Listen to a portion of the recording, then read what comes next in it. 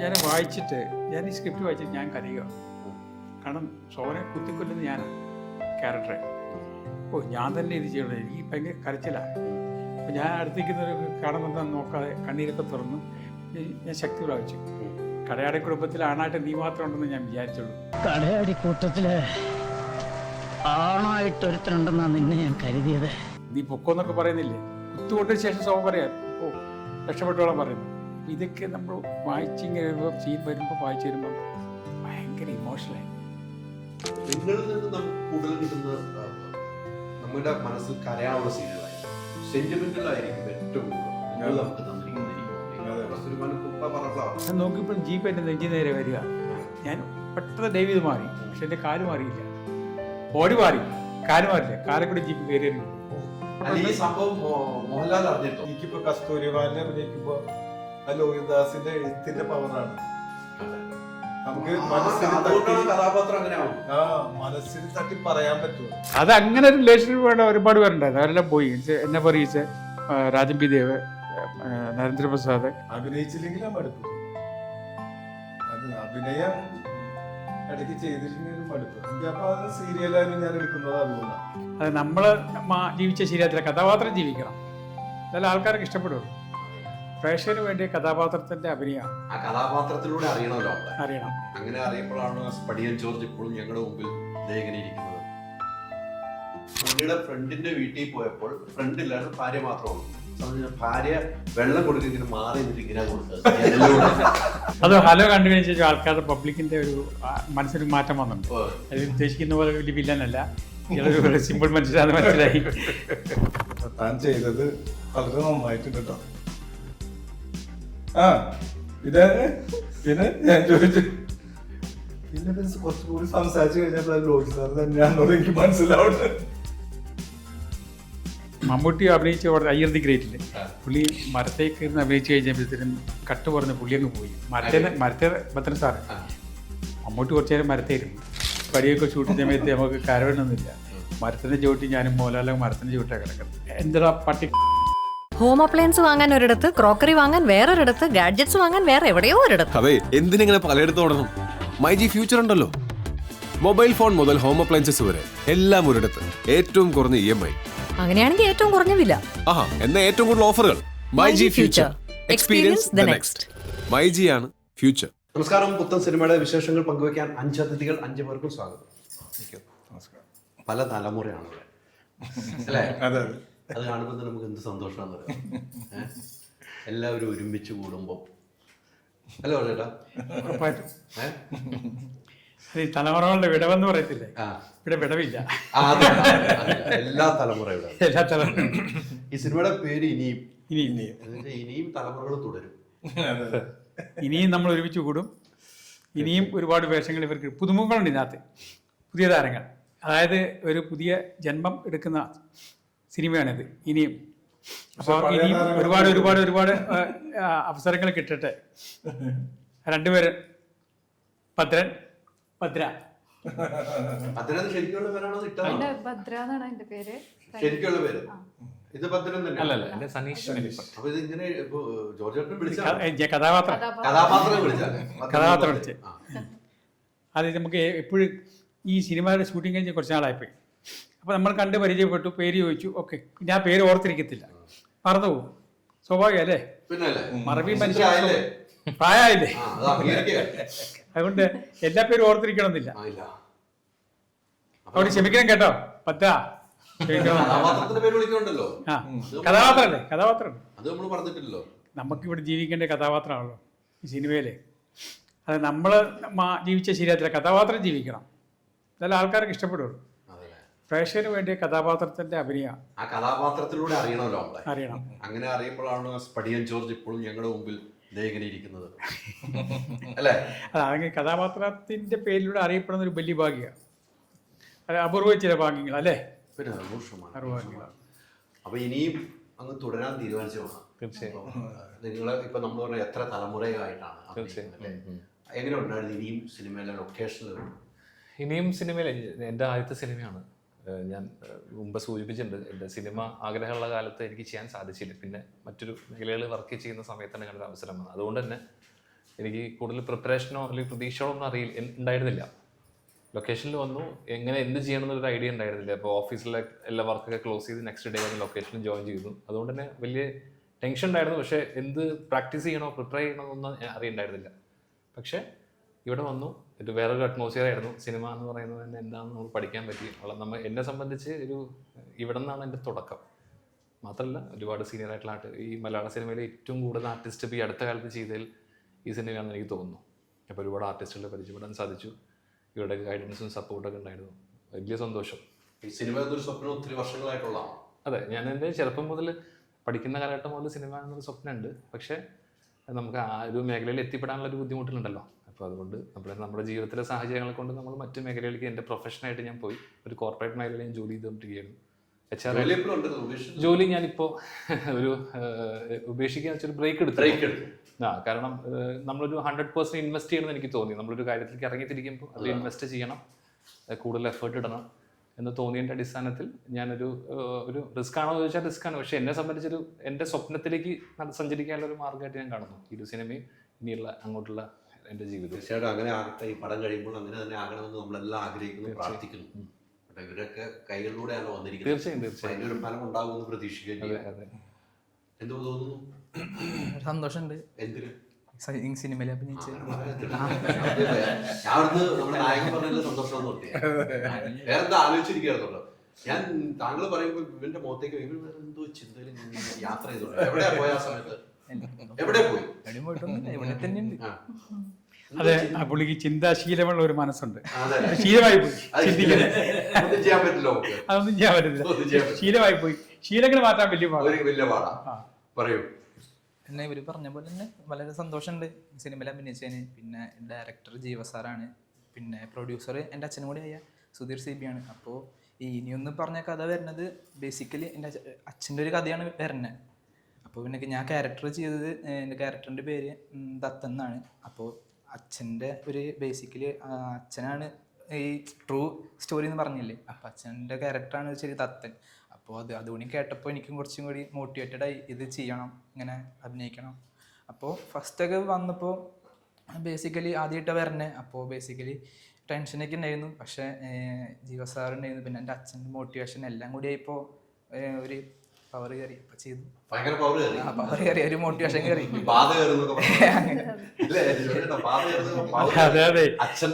അതെ, അഭിനയം എന്ന് പറഞ്ഞ ഒരു സ്പിരിറ്റാണ്. അഭിനയത്തിന്റെ സ്പിരിറ്റ് പുള്ളിക്ക് കിട്ടി. അപ്പൊ ആ കഥാപാത്രം നല്ലതായിരിക്കും. സ്പിരിറ്റ് ഇല്ല അഭിനയിച്ച് ശരിയാതില്ല. മറ്റേ സ്പിരിറ്റ് അല്ല കേട്ടോ. ഇവിടെ കക്കടിക്കുന്ന ഒരു വ്യത്യാസമൊന്നുമില്ല. എടുത്ത് പറയാനുണ്ട്.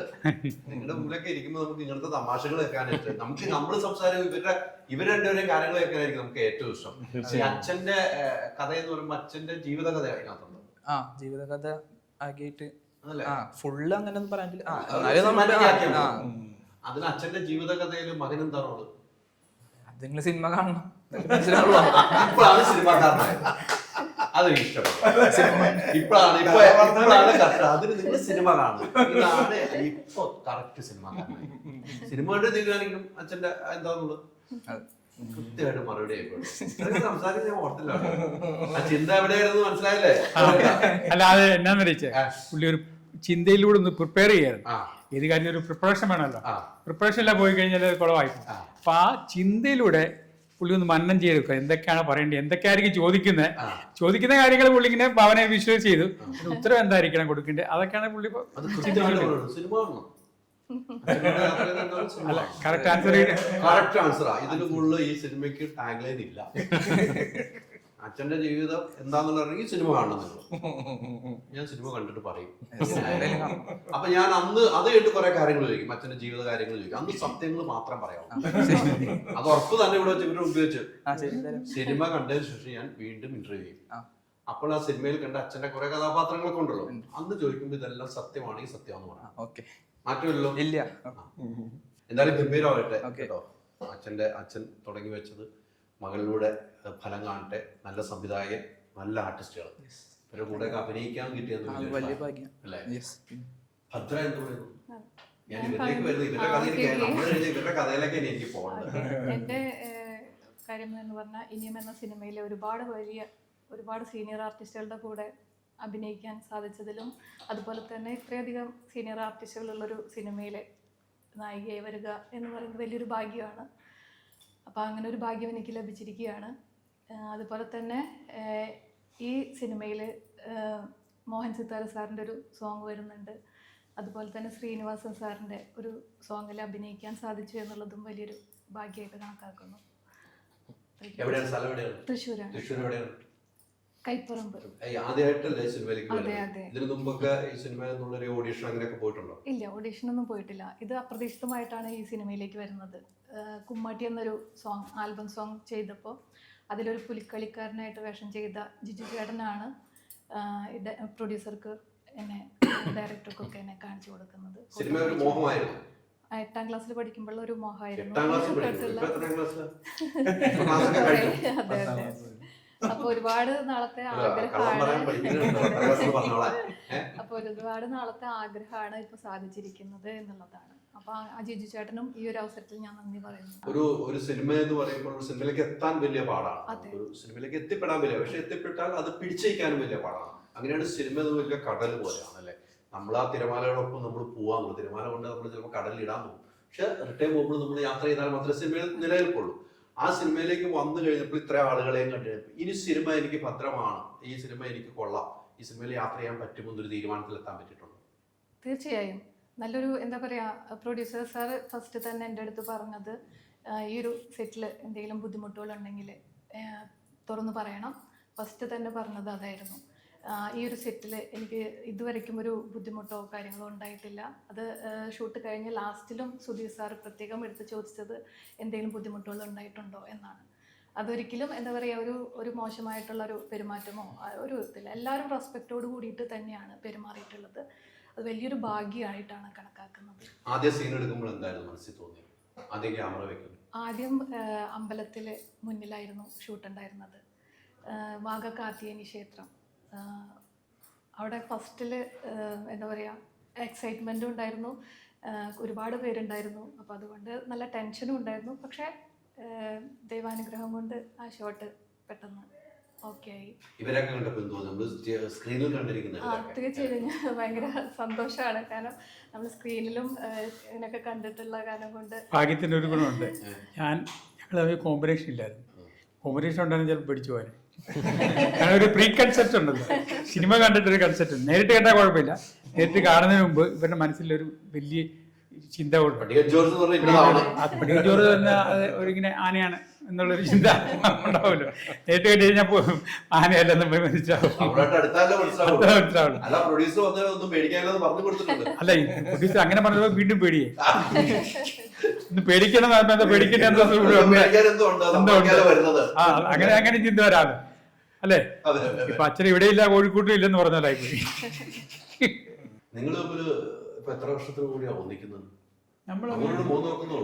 അല്ല, ഇത് കുഴപ്പമെന്ന് വെച്ചാല് ഈ ഏത് വർഷം ഞങ്ങൾ ഒരുമിച്ച് അഭിനയിച്ചാൽ എനിക്ക് ഓർമ്മയില്ല. ഏത് പടമാണെന്ന് ഓർമ്മിക്കുന്നില്ല. ഒരുപക്ഷെ വളരെ യാദൃശ്യമായിട്ട് ഈ പടത്തിലായിരിക്കും ഞങ്ങൾ ഒരുമിച്ച് അഭിനയിക്കുന്നത്. ഇതിനു മുമ്പ് ഞങ്ങൾ ഒരുമിച്ച് അഭിനയിച്ചിട്ടില്ലെന്നാണ് എനിക്ക് തോന്നുന്നത്. ഇല്ല, കാരണം ഞാൻ അഭിനയിച്ച ഒട്ടുമിക്ക പടങ്ങളും ഞാൻ വില്ലനാണ്. ഇദ്ദേഹത്തിന് വില്ലനാക്കാൻ കൊള്ളത്തില്ല, ക്യാരക്ടറോട് കൊടുക്കാൻ. അപ്പോൾ സ്ഫടികം, പത്രം, ഇങ്ങനെ ആ ലിസ്റ്റൊക്കെ നോക്കിക്കഴിഞ്ഞാൽ ഞങ്ങൾ കണ്ടുമുട്ടിയിട്ടില്ല. ഈ സിനിമയിലാണ് ഞങ്ങൾ കാണുന്നത്.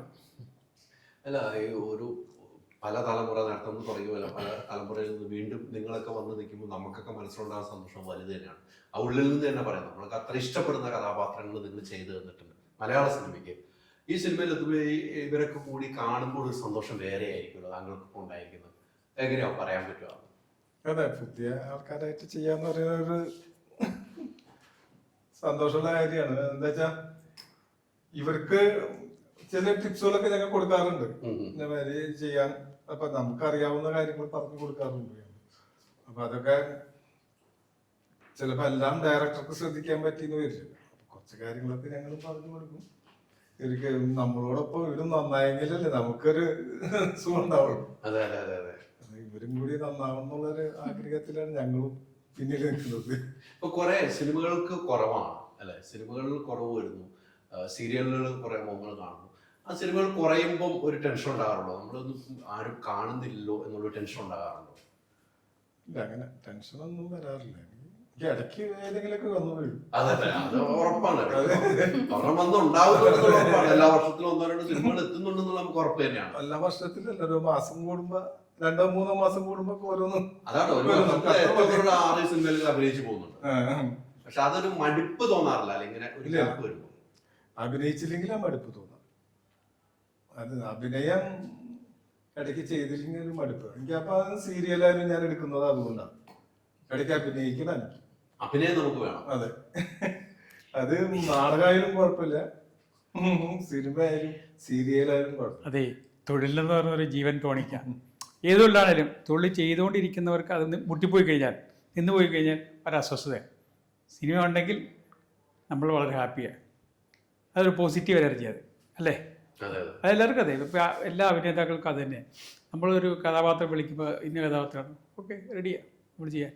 അത് ചിലപ്പോൾ വില്ലനായിരിക്കും, ചിലപ്പോൾ ക്യാരക്ടറായിരിക്കും, ചിലപ്പോൾ കൊമേഡിയനായിരിക്കും, ഓക്കെ. പക്ഷേ നമുക്ക് കേൾക്കുന്നതും അഭിനയിക്കുന്ന ഒരു സുഖമാണ്, മനസ്സിൻ്റെ സന്തോഷം, അതാണ് ഏറ്റവും വലുത്, അല്ലേ? നമ്മുടെ ജീവിതത്തിൽ നമുക്ക് സെൽഫായിട്ട് കൊടുക്കാൻ നമ്മുടെ മനസ്സിൻ്റെ സന്തോഷമാണ്. അത് നമ്മളതിനെ ക്രിയേറ്റ് ചെയ്യണം. മനസ്സിനെ എങ്ങനെ വേണമെങ്കിൽ ദുഃഖിപ്പിക്കാം, പക്ഷെ അതിട്ട് കാര്യമില്ല, അത് നമ്മുടെ ആരോഗ്യത്തെ ബാധിക്കും. സന്തോഷം എപ്പോഴും. നിങ്ങൾ രണ്ടും അവിടെ ഇരിക്കുമ്പോൾ നിങ്ങൾ പഴയ കാര്യങ്ങളായിരിക്കുമല്ലോ ലൊക്കേഷനിലൊക്കെ കൂടുതൽ സംസാരിച്ചത്. അങ്ങനെ നിങ്ങൾ ഏറ്റവും കൂടുതൽ സംസാരിച്ചത് എന്തായിരിക്കും ലൊക്കേഷൻ നിങ്ങൾ കണ്ടുപിടിക്കും? ഞങ്ങൾ ഈ ലൊക്കേഷനിൽ അധികം സംസാരിച്ചിട്ടുള്ളൂ, അല്ലേ? അതെ. അപ്പൊ എന്തായിരിക്കും സംസാരം വന്നിരിക്കുന്നത്? ഞങ്ങൾ സംസാരിക്കുന്നത് ഒന്ന് ഞങ്ങളുടെ ഫാമിലിയെ പറ്റി ചോദിക്കും, പിള്ളേരുടെ കാര്യം ചോദിക്കും, മക്കളുടെ കാര്യം. നമുക്ക് അതായത് നമ്മളെല്ലാം ഒരു വല്യപ്പച്ചൻ പ്രായമായവരാ, ഒരു ഗ്രാൻഡ് ഫാദറൊക്കെ ആയവരാ. അപ്പോൾ നമ്മൾ ചോദിക്കുന്ന നമ്മുടെ മക്കളുടെ കാര്യം, അത് നമ്മുടെ ഉള്ളിലുള്ള ഒരു ചിന്തയാണല്ലോ. മക്കൾ എങ്ങനെയുണ്ട്, നല്ല രീതിയാണോ? കാരണം എന്ന് വെച്ചാൽ ഞാനൊരു ഇവിടെ പോയി, ഈ സ്ഥലത്തിൻ്റെ പേരാ പാലക്കാട് അല്ലല്ല, നമ്മുടെ ചികിത്സ ചെയ്യുന്ന സ്ഥലം, നാച്ചുറൽ തെറാപ്പി ട്രീറ്റ്മെൻറ്റ്. അവിടെ പോയപ്പോഴത്തേനും ലിഷോയെ കണ്ടു. അപ്പൊ ലിഷോയുടെ മകൾ ആ ട്രീറ്റ്മെന്റ് വന്നിട്ടുണ്ടായിരുന്നു. അപ്പൊ ഞങ്ങൾ ആദ്യം കണ്ടത് മോളുടെ വണ്ണം കുറഞ്ഞെന്നാ ചോദിച്ചു. വണ്ണം കുറയ്ക്കാൻ വേണ്ടി വന്നാ. ലിഷോ വണ്ണം കുറഞ്ഞു, ഇപ്പം വീണ്ടും വണ്ണം കൂടിക്കൊണ്ടിരിക്കുക. ആ ട്രീറ്റ്മെന്റ് നിർത്തി കഴിഞ്ഞപ്പോഴത്തേനും വണ്ണം കുറഞ്ഞു. മരുമകൾ അതന്നെ. അപ്പൊ നമുക്ക് ഇപ്പോഴും പിള്ളേരുടെ കാര്യത്തെ പറ്റി ഒരു കൺസേണ്ടാണ്.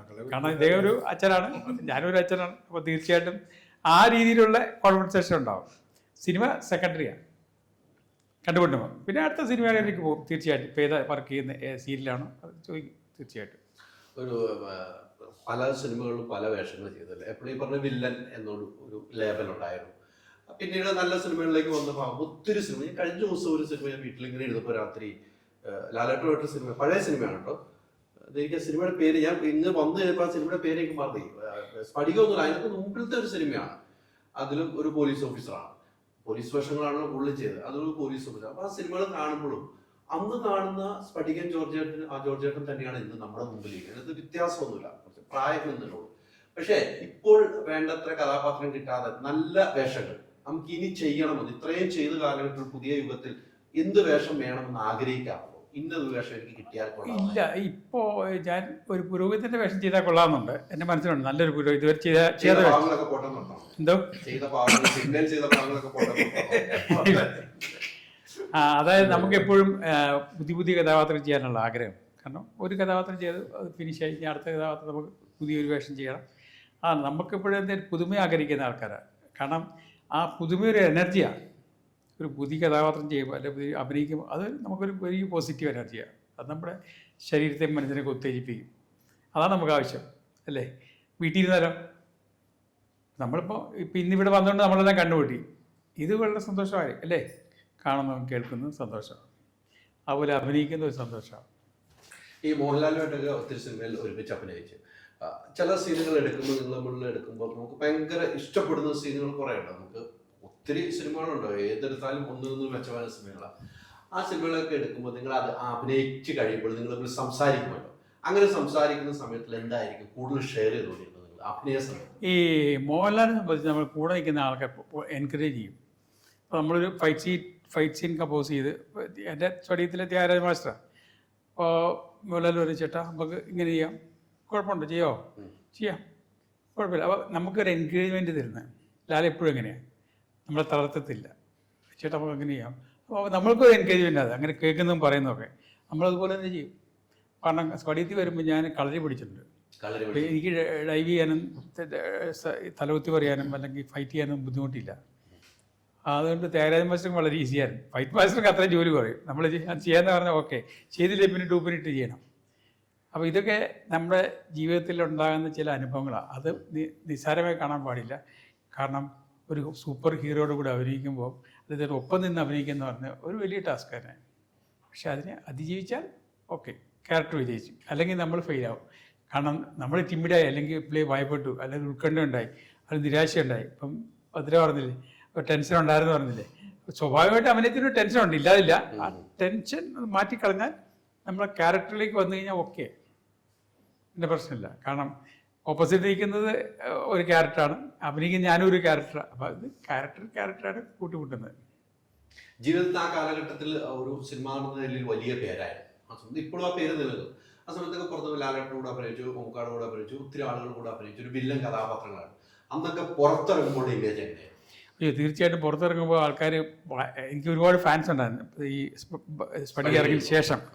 അത് കുട്ടികളുണ്ട്, പ്രായമുള്ളവരുണ്ട്. പക്ഷേ സ്ത്രീകൾക്കൊക്കെ ഭയമായിരുന്നു, വില്ലനല്ലേ. പക്ഷേ ആ ഭയമൊക്കെ മാറിയത് കോമഡി പടങ്ങൾ അഭിനയിക്കാൻ തുടങ്ങിയപ്പോഴാണ്. അപ്പം ആൾക്കാർക്ക് മനസ്സിലായി ഇയാൾ സിമ്പിളാണ്, അത് മനസ്സിലായി. പിന്നെ ആൾക്കാരൊക്കെ സംസാരിക്കാൻ തുടങ്ങി. ഇപ്പോൾ അങ്ങനെ വില്ലന്മാരെ കണ്ട ആൾക്കാർക്ക് ഭയമൊന്നും പേടിയൊന്നുമില്ല. ഇപ്പോൾ ഇവിടെ നമ്മളിപ്പോൾ ഹോട്ടലിൽ പോയിരുന്നാലും പബ്ലിക് വരും, ആണ്ട് സ്പടികം ചോറ് എന്ന് പറയും.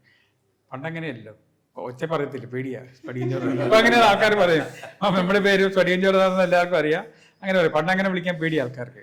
എൻ്റെ കുടുംബത്തിലുള്ള ആൾക്കാർ തന്നെ പണ്ട് എന്നെ ഇച്ചായനൊക്കെ വിളിച്ചോണ്ടിരുന്നവർ ഇപ്പോൾ വിളിക്കുന്ന സ്പടികം എന്നാ. ജോർജൊന്നും പറയത്തില്ല, സ്പടികം എന്ന് പറഞ്ഞാൽ അണ്ടർസ്റ്റുഡാ. അങ്ങനെ.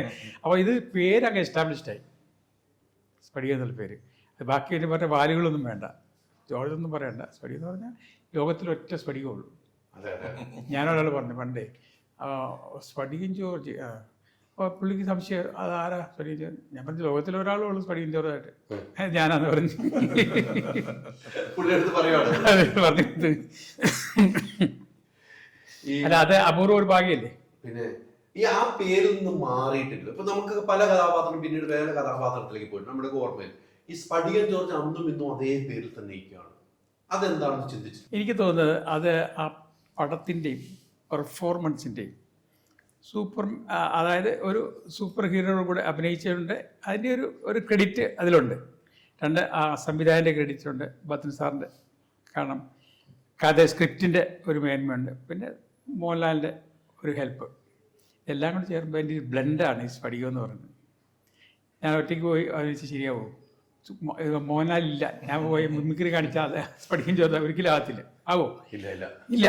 അപ്പോൾ അതിനകത്ത് ഇൻഫ്ലുവൻസ് ചെയ്ത പല ഫാക്ടേഴ്സ് ഉണ്ട്. ഒന്ന് സ്ക്രിപ്റ്റ്, നല്ല സ്ക്രിപ്റ്റ് ഉണ്ട്, നല്ല ഡയറക്ഷൻ ഉണ്ട്, പിന്നെ ഫൈറ്റ് മാസ്റ്റർ, നല്ല ഫൈറ്റ് ഉണ്ട്, പിന്നെ ലാലിൻ്റെ സപ്പോർട്ടുണ്ട്. അങ്ങനെ ഒരുപാട് പേരുടെ സപ്പോർട്ടിലാണ് ഒരു കഥാപാത്രം ജീവൻ വെക്കുന്നത്, അല്ലേ? ശരിക്കും സ്പടികം ജീവൻ വെച്ചതാണ് ആ സ്പടികമായത്. അതിനു മുമ്പ് ഈ കഥ സിനിമയിൽ അഭിനയിക്കുന്നതിന് മുമ്പ് വെറും ജോർജ, ആരും അറിയത്തില്ല. ഇപ്പൊ സ്പടികം എന്ന് പറഞ്ഞാൽ ലോകത്തുള്ള മലയാളികളെല്ലാം അറിയാം. ആരാന്നറിയാം? സംശയമുണ്ടെങ്കിൽ ഗൂഗിളിൽ സെർച്ച് ചെയ്താൽ മതി, അപ്പോൾ അത് കണ്ടുപിടിക്കും. സ്പടികം മാത്രം പറഞ്ഞാൽ അത് ആ സിനിമയുടെ പേര് പറഞ്ഞാൽ മതി, ബാക്കി പേരുകളൊന്നും പറയാം. അതെ, ഇത് അതെ അതെ അത്തരം ഒരു കഥാപാത്രത്തിന്റെ ഒരു വലിപ്പമാണ്, അതിന്റെ പവറാണ് ഇപ്പോഴും ആ പേരിൽ നിൽക്കുന്നത്, അല്ലേ? ഇത് അതേപോലെ പവർഫുൾ ആയിട്ടൊരു ക്യാരക്ടറാണ് കടയാടി ബേബി ലേലത്തിലെ. പക്ഷെ ആരും കടയാടി ബേബി എന്ന് വിളിക്കത്തില്ല. ഇതിനകത്തൊരു ഈവൻ്റ് ഉണ്ടായിട്ടുണ്ട്. അതായത് ഞാനും രഞ്ജി പണിക്കരുടെ ഒരു ഉദ്ഘാടനത്തിന് പോയപ്പോഴേ അവരുടെ കമ്പയർ ചെയ്തതിലും എല്ലാത്തിനും സ്പടികം എന്ന് പറഞ്ഞ് ഇൻട്രൊഡ്യൂസ് ചെയ്യുമ്പോഴത്തേനും സ്പടികം അങ്ങ് പ്രൊജക്റ്റ് ചെയ്ത് നിൽക്കുക. അപ്പോൾ രഞ്ജി പണിക്കർ പ്രസംഗം കയറി പറഞ്ഞു, ഇത് സ്പടികമൊന്നും അല്ല, ഇത് എൻ്റെ പടത്തിലെ കടയാടി ബേബിയാണ്. പക്ഷെ കടയാടി ബേബി ആരും പിടിച്ചില്ല, ആരും ആവശ്യം പോലെ ചെയ്തില്ല. കാരണം ആ പേരൊക്കെ എസ്റ്റാബ്ലിഷ് ആയിപ്പോയി. കഥാപാത്രം രഞ്ജിപ്പണിക്കറിനോട് വരുമ്പോൾ വലിയ കഥാപാത്രമാണ്, പറഞ്ഞേ പറ്റുള്ളൂ അവിടെ. അതെ അതെ, ആ രീതിക്കുള്ള ഡയലോഗുകളാണ് അതിനകത്ത് പറഞ്ഞു. വളരെ ശക്തമായ ഡയലോഗുകളല്ലേ. രഞ്ജിപ്പണിക്കരുടെ സ്ക്രിപ്റ്റ് എന്ന് പറഞ്ഞാൽ ഭയങ്കര തുളച്ച കയറി സാധനമാണ്. അതായത് ഞാൻ ഈ ലേലത്തിൽ അഭിനയിക്കുമ്പോൾ MG സോമനെ കൊല്ലുന്ന സീനുണ്ടല്ലോ, ഞാൻ ലാസ്റ്റ് പടമാണല്ലോ. അപ്പം അമ്പലമ്പോൾ ആളാണ് ഷൂട്ട് ചെയ്യുന്നത് രാവിലെ. ഒരു മഴ സീനാണ്, ആർട്ടിഫിഷ്യൽ മഴ. പടത്തെ തുടങ്ങുന്നതിന് 5 മിനിറ്റ് മുമ്പ് സ്ക്രിപ്റ്റ് കണ്ടേ കൂടെ തന്നു. ഞാൻ ഈ സ്ക്രിപ്റ്റ് വായിച്ചിട്ട് ഞാൻ കരയുക. കാരണം സോമനെ കുത്തിക്കൊല്ലുന്നത് ഞാനാണ്, ക്യാരക്ടർ. ഓ ഞാൻ തന്നെ ഇത് ചെയ്യണത്, എനിക്ക് ഭയങ്കര കരച്ചിലാണ്. അപ്പോൾ ഞാൻ അടുത്തിരിക്കുന്നവർ കാണുന്നുണ്ടെന്ന് നോക്കാതെ കണ്ണീരൊക്കെ തുറന്നു ഞാൻ ശക്തി പ്രാപിച്ചു. കാരണം ഇത് ഞാൻ തന്നെ ചെയ്യണമല്ലോ, ഞാനാ കുത്തണ്ടേ, എനിക്ക് ഞാൻ ഇത് ചെയ്ത് സെൻസിറ്റീവായി കഴിഞ്ഞാൽ എനിക്ക് കഥാപാത്രം ചെയ്യാൻ പറ്റത്തില്ല. ഒരു വിധത്തിൽ ഞാനത് കംബാക്ക് ആ കഥാപാത്രമായിട്ട് മാറാൻ വേണ്ടി കുറച്ച് സമയം വേണ്ടിയത് എനിക്ക്. കാരണം ഈ സ്ക്രിപ്റ്റ് വായിച്ചപ്പോൾ ഞാൻ തന്നെ കരയുക. കാരണം ആ എഴുത്തിൻ്റെ ഒരു പവർ അതാണ്. കടയാട കുടുംബത്തിൽ ആണായിട്ട് നീ മാത്രം ഉണ്ടെന്ന് ഞാൻ വിചാരിച്ചുള്ളൂ എന്നൊക്കെ പറഞ്ഞ ഡയലോഗുണ്ട്. നീ പൊക്കോന്നൊക്കെ പറയുന്നില്ലേ, കുത്തുകൊണ്ടതിന് ശേഷം സോമ പറയാം പൊക്കോ രക്ഷപ്പെട്ടോളം പറയുന്നുണ്ട്. അപ്പോൾ ഇതൊക്കെ നമ്മൾ വായിച്ചിങ്ങനെ വരുമ്പം സീൻ വരുമ്പോൾ വായിച്ചു വരുമ്പം ഭയങ്കര ഇമോഷണലായി. നമ്മൾ ഇമോഷണലായപ്പോൾ അഭിനയിക്കാൻ പറ്റത്തില്ല. പിന്നെ ഓട്ടോമാറ്റിക്കായിട്ട് നമ്മൾ വീണ്ടും തിരിച്ചു വന്നിട്ട് അത് കഥാപാത്രം നന്നായിട്ട് ചെയ്യാൻ പറ്റി. ഏറ്റവും റിസ്ക് ഉള്ള കഥാപാത്രം ഏതായിരുന്നു? ദുഃഖമുള്ള റിസ്ക് എടുത്ത് ചെയ്ത കഥാപാത്രം അത് സ്പടിയം തന്നെയാണ്. ഒരുപാട് റിസ്ക്കാണ്. അതിൽ നിന്ന് മാറാൻ പറ്റില്ല. ആ റിസ്ക് എന്ന് പറയുന്നത് ഭയങ്കര റിസ്ക്കാണ്. ജീപ്പില് ബലം കെട്ടിട്ട് ഓടിക്കുന്നത് അത് ആ ജീപ്പിൽ അൺകഫ് ചെയ്തിട്ട് ഓടുന്ന സീൻ ഭയങ്കര റിസ്ക്കാണ്. ത്യാഗരാജമാഷ് ഒന്നും കോംപ്രമൈസ് ചെയ്തില്ല. സ്പീഡ് ജീപ്പിൻ്റെ സ്പീഡൊന്നും കുറച്ചിട്ടില്ല, അതേ സ്പീഡ് ഞാൻ ഓടി. അന്ന് പോലെ എന്ത് ചെയ്യാൻ റെഡിയായിട്ട് നിൽക്കുന്ന സമയമാണ്. പ്രായമതല്ലേ, എത്ര വയസ്സുള്ളപ്പോഴായിരുന്നു? ഒരു 44 വയസ്സുണ്ടാവും. 44 വയസ്സുള്ളപ്പോഴാണ് ആ സിനിമയിൽ അത്രയും ഒരു സീൻ ചെയ്യുന്നത്. അതെ. ഇപ്പൊ ആ ജീപ്പിന്റെ ഒരു ഓർത്തെടുക്കണെന്ന് ആലോചിച്ച് നമ്മളൊക്കെ എത്ര പ്രാവശ്യം സിനിമ കണ്ടിട്ടുണ്ടാവും. ചേട്ടനൊക്കെ ഈ പ്രായത്തിൽ അത് ഓർത്തെടുക്കുകയാണ് അല്ലെ ആ സിനിമ. അത്രയും പവർഫുൾ ആണ് ആ സിനിമ. അപ്പോ അദ്ദേഹം ചെയ്തു ഏത് കഥാപാത്രം ഇത് കഴിഞ്ഞിട്ടുള്ളൂ വേറെ നമുക്ക് പുതിയ അറിവായിരിക്കും ആ കരഞ്ഞ ഒരു സീൻ. അല്ല അത് പബ്ലിക്കിന് അറിയാൻ പറ്റാത്ത ഞാനിപ്പോ റിവീൽ ചെയ്യുന്നുള്ളൂ. കാരണം ഞാനിപ്പോ റിവീൽ ചെയ്തെന്ന് വെച്ചാൽ ആ തൂലികയുടെ ശക്തി, രഞ്ജിപ്പണിക്കയുടെ എഴുത്തിന്റെ ഒരു പവർ നമ്മളെ ഭയങ്കരമായിട്ട് ടച്ച് ചെയ്യുന്നുള്ളതാണ്. ഹൃദയത്തെ തൊടുന്ന എഴുത്ത് പറയത്തില്ലേ, എഴുത്തിന്റെ പവർ വേറൊന്നും. എഴുത്തിന്റെ പവർ അത് നമുക്ക് എനിക്കിപ്പോ കസ്തൂരിമാലിനെ അഭിനയിക്കുമ്പോ ആ ലോഹിതദാസിന്റെ എഴുത്തിന്റെ പവറാണ് നമുക്ക് മനസ്സിൽ തട്ടി പറയാൻ പറ്റും. അത് മറ്റേത് തോന്നിമാരൊക്കെ എഴുതി വെച്ചിട്ടുണ്ടെങ്കിൽ അതൊന്നും നടക്കില്ല.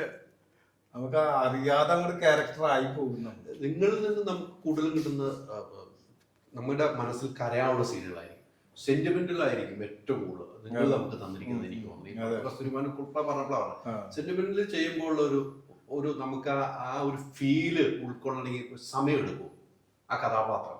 ചില സമയത്തൊക്കെ നമുക്ക് ഒന്ന് ടൈം എടുക്കേണ്ടി വരും. ഇത് നമ്മൾ കട്ടായിട്ടല്ലേ എടുക്കുന്നത്. ചില ഇപ്പൊ ഓരോന്ന് ക്ലോസ് സജഷൻ അങ്ങനെയല്ലേ നമ്മൾ എടുക്കുന്നത്. അപ്പൊ എടുക്കുമ്പോ കുറച്ച് ടൈം എടുത്താൽ തന്നെ വരും. അത് കുറച്ചു നേരം മനസ്സിലൊന്നത് ആലോചിച്ചാൽ മതി, അത്രേ ഉള്ളൂ. ഇപ്പൊ ഞങ്ങൾക്ക് പിന്നെ എക്സ്പീരിയൻസ് ആയതുകൊണ്ട് പെട്ടെന്ന് ഇങ്ങനെ വന്നു. നമ്മളിത് കേൾക്കുന്നതൊക്കെ നമ്മുടെ എക്സ്പീരിയൻസിന് വേണ്ടി കേട്ടോ.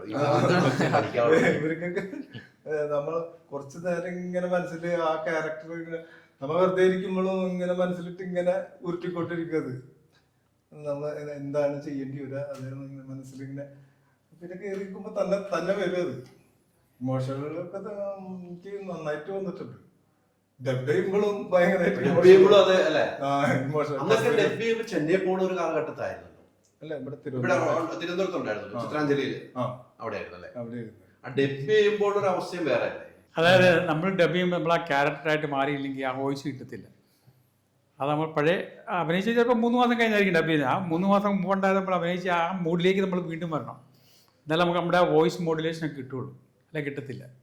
ഈ പറഞ്ഞ സ്ഫടികത്തിന്റെ കാര്യം ലേലത്തിലാണ് നമുക്ക് ഓർത്തു വയ്ക്കാൻ പറ്റിയ ഒരു അനുഭവം ഏതായിരിക്കും നമ്മൾ അഭിനയിച്ച സിനിമയിൽ? പല ഓർമ്മ വന്നു. സ്ഫടികത്തിലെ സോമചേട്ടന്റെ കുറ്റ കാര്യത്തിൽ ഓർമ്മ വന്നു, അല്ല ലേലത്തിലെ അന്നുണ്ടായ ഒരു ഫീൽ ഉണ്ടായ കറിഞ്ഞ കാര്യം പറഞ്ഞു. സ്ഫടികത്തിലാണെങ്കിൽ ഇപ്പോഴും നമ്മൾ ആ ജീപ്പിൽ കൊണ്ടുള്ള സീൻ തന്നെ നമ്മുടെ മനസ്സിൽ ഇപ്പൊ ഞാൻ ആ സിനിമ കാണുവാണ് ഓട്ടോമാറ്റിക് ആ സിനിമ കണ്ടു. അങ്ങനെ ഒരു നമ്മുടെ ഒരു അനുഭവം ഏതായിരിക്കും പറയാൻ പറ്റുമോ? എന്റെ കസ്തൂരിമാലിൽ തന്നെ കസ്തൂരിമാലിൽ എനിക്ക് ഒരുപാട് പാഠങ്ങൾ പഠിക്കാൻ പറ്റിയിട്ടുണ്ട് ലോഹി സാറിന്ന്. ലോഹി സാറ് ഞാൻ ആദ്യം വന്നപ്പോ കുറച്ച് ഡ്രാമാറ്റിക് ഞാൻ ചെയ്ത് കാണിച്ചത്. ആളെന്നോട് തന്നെ ചെയ്ത് കാണിക്കാൻ പറഞ്ഞു. കുറച്ച് ഡ്രാമ ഉണ്ടായിരുന്നു. പിന്നെ എന്നെ വിളിച്ച് പറഞ്ഞു അങ്ങനെ ചെയ്യണ്ട, അതൊന്ന് മാറ്റി ചെയ്യാൻ പറഞ്ഞിട്ട് രഹസ്യമായിട്ട് എന്നോട് വന്ന് പറഞ്ഞു. അപ്പൊ ശരി അത് ചെയ്തപ്പോ ആൾക്ക് ഇഷ്ടമായി. പിന്നെ കുറെ ഇങ്ങനെ ഡെവലപ്പായി വന്നപ്പോ പിന്നെ ആള് ശ്രദ്ധിക്കാറന്നില്ല, ആള് മാറിയിരിക്കും നീ ചെയ്തു എന്ന് പറയും. അങ്ങനെയായിരുന്നു. അത്രയ്ക്ക് ഒരു കോൺഫിഡൻസ് വന്നു. ആള് ദിവസം എഴുതി കൊണ്ടുവരാ. ഇത് എഴുതി വെച്ചിട്ടൊന്നുമില്ല ഇവിടെ, പഠിക്കാനൊന്നും ഡെയിലി കൊണ്ടുവരുള്ളൂ. സ്പോട്ടിലാണ് തരുന്നത്. അതെ, നമുക്ക് മുമ്പ് പഠിച്ചു വെക്കാനൊന്നും പറ്റില്ല. കുറച്ച് മുമ്പൊന്നും നോക്കാം, വായിക്കാം, അത്ര ഉള്ളു. ഒന്ന് അവര് വായിച്ചു തരും. ആ സമയത്ത് തന്നെ നമ്മള് ആ ഒരു സിനിമയാണ് നമ്മുടെ ഓർമ്മയിൽ പെട്ടെന്ന് മനസ്സിൽ തട്ടുന്ന ഡയലോഗ്സ് ആയിരുന്നു. ഡയലോഗ്സ് അതൊക്കെ ഒരു ഓർമ്മയിൽ വരുമ്പോ അന്നത്തെ കാലഘട്ടമല്ലേ അല്ലെ? ഇന്നത്തെ പോലെയല്ല, ഇന്ന് എത്ര മണിക്ക് എടുക്കാം, ഫിലിം അല്ല, അങ്ങനെയൊക്കെ എന്തൊക്കെ വ്യത്യാസമുണ്ട് ഇപ്പോഴത്തെ കാലഘട്ടം. ഈ പിന്നീട് താങ്കളുടെ ഒരു കോമഡി ഉണ്ട് എന്ന് കണ്ടെത്തിയപ്പോൾ എന്താണ് തോന്നിയത്? അത് സ്വാഭാവികമായിട്ടും കിട്ടി. അത് ഞാൻ കോമഡിക്ക് വേണ്ടി ശ്രമിച്ചിട്ടൊന്നുമില്ല, അത് ഡയറക്ടർ മനസ്സിൽ വന്നതാണ്. ഇങ്ങനെയാണ് ഇപ്പോൾ ഹലോയിൽ ഞാനൊരു കോമഡി ക്യാരക്ടർ, ഞങ്ങൾ 3 വില്ലന്മാർ കോമഡി ചെയ്തത് മോഹൻലാലിനോടൊപ്പം. ആ പാട്ട് സീനിലൊക്കെ എല്ലാം കോമഡിയാണ്. അത് വളരെ നന്നായി ചെയ്ത് കഴിഞ്ഞപ്പോൾ കണ്ടു കഴിഞ്ഞപ്പോൾ എനിക്ക് തോന്നി നന്നായിരിക്കും തോന്നുന്നു. അതിനിപ്പോൾ സൂപ്പർമാൻ അലോ കഴിഞ്ഞ് പിന്നെ മോഹൻലാലിൻ്റെ ഒരു ജയറാമിൻ്റെ പടം. ജയറാമിൻ്റെ പടം ഒരു സീരിയസ് ആണ്, പക്ഷേ സീരിയസ് കോമഡി അത്. പിന്നെ മായാമോഹിനി, ദിലീപിൻ്റെ പടം, അതെല്ലാം എല്ലാ പ്രേക്ഷകർക്കും ഇഷ്ടപ്പെട്ട പടങ്ങളാണ്. കോമഡി സീൻസ് എല്ലാം പ്രേക്ഷകർക്ക് ഇഷ്ടപ്പെട്ടു. ഈ കോമഡിയിലേക്ക് മാറി കഴിഞ്ഞപ്പോൾ ആളുകളുടെ മുമ്പിൽ എത്തുമ്പോൾ അപ്പോഴും സ്പടിയൻ ജോർജ് തന്നെ? ഇല്ല, അങ്ങനെയില്ല. അവർ പ്രത്യക്ഷത്തിൽ വന്ന് സ്പടിയൻ ചോർന്ന് വിളിക്കത്തില്ല. നീ എൻ്റെ പേര് വിളിക്കല്ല ചേട്ടാ എന്ന് വിളിക്കും, പ്രായത്തിനനുസരിച്ച്. അവരെ അപ്രീഷിയേറ്റ് ചെയ്യുന്നുണ്ട് നമ്മളെ സിനിമ കണ്ടവര്. സോഫ്റ്റ് കോർണർ പെണ്ണുങ്ങളൊക്കെ ഒന്ന് സംസാരിച്ചു തുടങ്ങി. ഇത് പറഞ്ഞ ടി ജി രവിചന്ദ്രന്റെ ഒരു ഇന്റർവ്യൂ ഞാൻ എടുക്കണം. ടി ജി രവിചന്ദ്രന്റെ ഇന്റർവ്യൂ എടുത്തപ്പം എന്റെ അടുത്ത് പറഞ്ഞ കഥയാണ്. പുള്ളിയാണല്ലോ ബലാത്സംഗ സീനുകളായിരുന്നല്ലോ. പുള്ളിയുടെ ഒരു ഫ്രണ്ടിന്റെ വീട്, എന്റെ അടുത്തൊരു ഇന്റർവ്യൂ പറയാം. പുള്ളിയുടെ ഫ്രണ്ടിന്റെ വീട്ടിൽ പോയപ്പോൾ ഫ്രണ്ട് ഇല്ലായിരുന്നു, ഭാര്യ മാത്രമേ ഉള്ളൂ. സംബന്ധിച്ച ഭാര്യ വെള്ളം കൊടുക്കുക ഇങ്ങനെ മാറി നിന്നിട്ട് ഇങ്ങനെ കൊടുത്തത്. രവിചേട്ടൻ എന്റെ അടുത്ത് പറഞ്ഞ ഇന്റർവ്യൂ പേടി, സ്വന്തം കൂട്ടുകാരന്റെ വീട്ടിൽ ജനലിലൂടെയാണ് വെള്ളം കൊടുത്തത് എന്ന പേടിയായിരുന്നു. അകത്ത് കയറുന്നത് പുള്ളി വന്ന് സംസാരിച്ചപ്പോൾ ഇത്രയും സിമ്പിൾ ആണെന്ന് മനസ്സിലാക്കിയെന്ന് പറഞ്ഞു രവിചേട്ടൻ എന്നോട് ഒരു ഇന്റർവ്യൂവിൽ പറഞ്ഞ. അതിപ്പോ നിങ്ങൾ പറഞ്ഞപ്പോഴാണ് എനിക്ക് ഈ ഒരു ഓർമ്മ. പിന്നീട് ആ സ്ത്രീകളൊക്കെ സംസാരിച്ചു തുടങ്ങിയത്. ആദ്യമൊന്നും അങ്ങനെയല്ലാട്ടോ. അത് ഹലോ കണ്ടു കഴിഞ്ഞ ശേഷം ആൾക്കാരുടെ പബ്ലിക്കിന്റെ ഒരു മനസ്സിന് മാറ്റം വന്നിട്ടുണ്ട്. അതിൽ ഉദ്ദേശിക്കുന്ന പോലെ വലിയ വില്ലനല്ല, ഇയാളൊരു സിമ്പിൾ മനുഷ്യരാണെന്ന് മനസ്സിലായി. അതെ, ഒരിക്കൽ സംസാരിച്ച ആൾക്കാർക്ക് മനസ്സിലാവും. നമുക്കിപ്പോൾ ഒരു പ്രീ കൺസെപ്റ്റ് ഉണ്ട്, കാണുന്നത് വരെ കണ്ടു കഴിഞ്ഞാൽ ആ കൺസെപ്റ്റ് മാറി. ഇപ്പൊ ഭദ്രവന്നില്ലേ മുമ്പേ ഒരു ടെൻഷൻ ഉണ്ടായിരുന്നു, എന്നെ അന്ന് കണ്ടില്ല, കാണാൻ ഞാൻ എന്തായി ഈ കഥാപാത്രം ഇങ്ങനെയാണല്ലോ, ഒരു സൈസ് കൊണ്ട് 6 സൈസ് കൊണ്ട് അന്ന് പോയാനെ കാണാത്ത നന്നായി ഈ സിനിമ ചെയ്യാൻ പറ്റൂലായിരുന്നു. അതെ, ഇപ്പൊ സിനിമ ചെയ്ത് കഴിഞ്ഞ് കണ്ടു കഴിഞ്ഞിട്ട് കണ്ടാൽ കുഴപ്പമില്ല, ഒന്നും പേടിക്കാനും ഇല്ല. ലാലേട്ടന്റെ കൂടെയാണല്ലോ ഏറ്റവും കൂടുതൽ സിനിമയിൽ നിന്ന് പറയുമ്പോൾ ആ ഒരു നിങ്ങളുടെ ഒരു വൈബ് വേറെ ആണല്ലോ.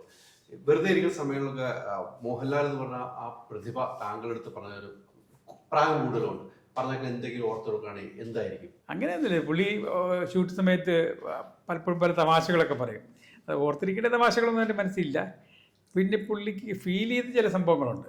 ഞങ്ങൾ ചെന്നൈയിലെ വാണ്ടല്ലൂർ എന്ന് പറഞ്ഞ പാറമടയാണ്, അവിടെ ഷൂട്ടിംഗ് സമയത്ത് ഞങ്ങൾക്ക് ചെറിയ അപകടം ഉണ്ടായി. സ്ഫടികത്തിൻ്റെ. അതായത് ഞാനൊരു 10 അടി പൊക്കത്തിൽ ഉയർത്തി താഴേക്ക് ചാടണം. ചാടിക്കഴിഞ്ഞിട്ട് ഡൈവ് ചെയ്ത് മാറാം. അപ്പം താഴെ പാറമട കുറച്ച് ഇറക്കത്തിലാണ്. അവിടുന്ന് മോഹൻലാൽ ജീപ്പ് സ്റ്റാർട്ട് ചെയ്ത് നിർത്തിയിരിക്കുക. അപ്പം സ്റ്റാർട്ട് ക്യാമറ ആക്ഷൻ പറഞ്ഞാൽ ലാൽ അവിടുന്ന് ജീപ്പ് എടുത്ത് പറഞ്ഞാൽ ഞാൻ ചാടുകയും ചെയ്യും. ചാടിക്കഴിഞ്ഞാൽ ജീപ്പ് എൻ്റെ ദേഹത്ത് ഇടിക്കാതെ ഞാൻ മാറുകയും ചെയ്യണം. പക്ഷെ എന്ത് പറ്റി, എനിക്ക് കുറച്ച് വെയിറ്റ് ഒക്കെ ഉണ്ടല്ലോ, എത്രയും പൊക്കത്തിൽ ചാടി കഴിഞ്ഞപ്പോഴത്തേനും സ്റ്റെബിലിറ്റി കിട്ടിയില്ല. ഞാൻ നോക്കിയപ്പോൾ ജീപ്പ് എൻ്റെ നെഞ്ചിന് നേരെ വരിക. ഞാൻ പെട്ടെന്ന് ഡൈവ് ചെയ്ത് മാറി, പക്ഷെ എൻ്റെ കാല് മാറിയില്ല, ബോഡി മാറി, കാല് മാറില്ല. കാലെ കൂടെ ജീപ്പ് കയറി ഇറങ്ങിപ്പോയി. വലിയൊരു പിടിച്ചു.